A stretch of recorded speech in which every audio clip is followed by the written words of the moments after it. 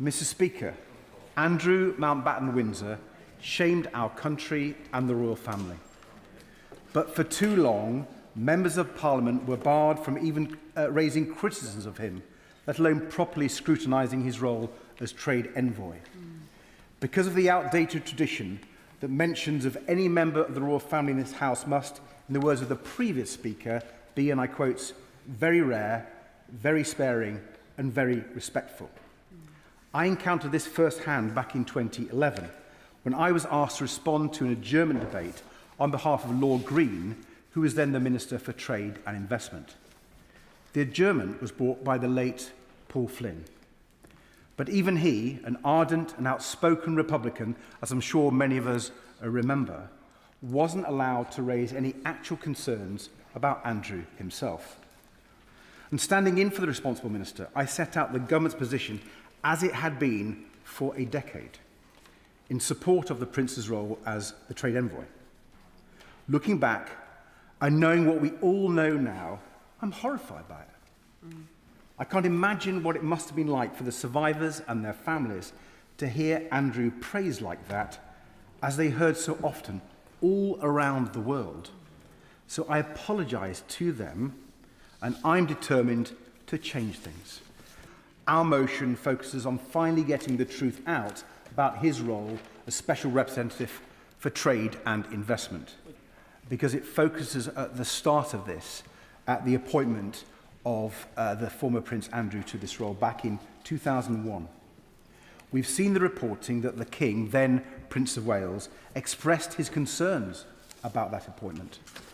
More alarmingly, we have read that Peter Mandelson wrote to the then Prime Minister Tony Blair, as his former Trade Secretary, pushing for Andrew's appointment.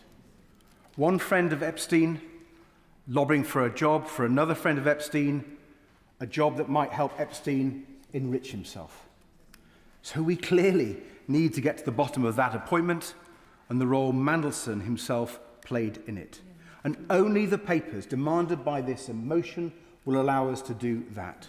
We need them published as soon as possible, without delay.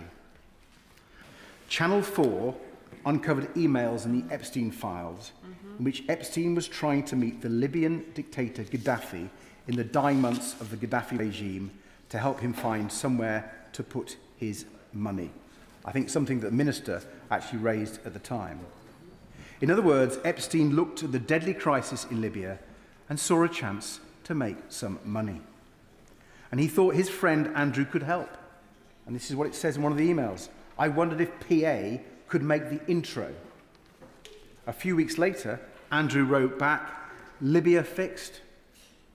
Though the Epstein-Gaddafi meeting doesn't appear to have happened, it does show clearly what these relationships were all about for Epstein, increasing his own wealth and power. In many ways, this is the first truly global scandal, from the White House in Silicon Valley to Oslo and Paris. But it's also a deeply British scandal, reaching right to the top of the British establishment. Because can there be many people more symbolic of the rot that eats away at the British establishment than the former Duke of York and Special Trade Envoy, and the former Business Secretary, First Secretary of State, and Ambassador to the United States?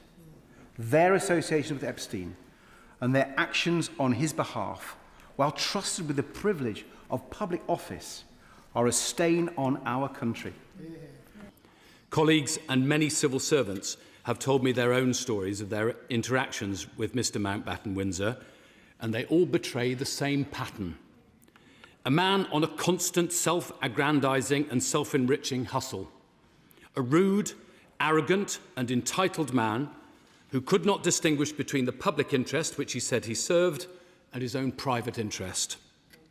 I remember him coming to visit the Sea Cadets in Tonypandy.